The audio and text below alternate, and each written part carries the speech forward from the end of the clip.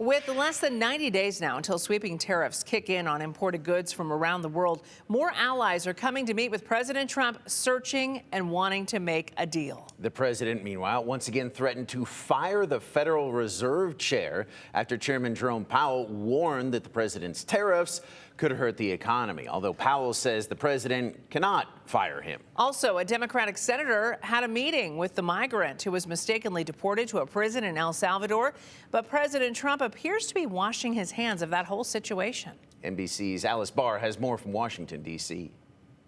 This morning, President Trump's economic and immigration policy both making waves, with the first images of Kilmar Abrego Garcia since his deportation to a notorious prison in El Salvador through what the Trump administration called an administrative error.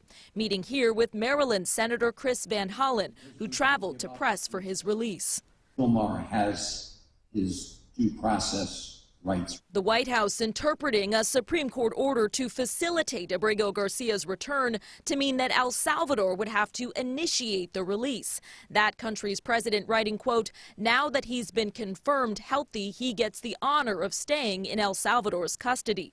The Trump administration says Abrego Garcia is part of the violent MS-13 gang, citing Maryland police reports based on an informant who his attorneys and family refute. He has no criminal convictions. President Trump appearing to step back from the issue. Well, I'm not involved in it. I'm going to respond by saying you'll have to speak to the lawyers. As he stepped up his sharp criticism of Federal Reserve Chairman Jerome Powell, who he's repeatedly urged to lower interest rates. I don't think he's doing the job. If I want him out, he'll be out of there real fast, believe me. That following these comments on Wednesday. Tariffs are highly likely to generate at least a temporary rise in inflation.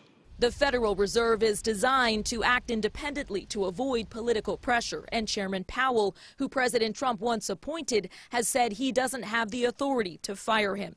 The clock now ticking to a new round of tariffs as the president works toward trade deals with world leaders. In Washington, Alice Barr, NBC News. The Supreme Court has agreed to take up another high-profile case next month on President Trump's executive order aimed at restricting birthright citizenship to only apply if at least one parent is a citizen.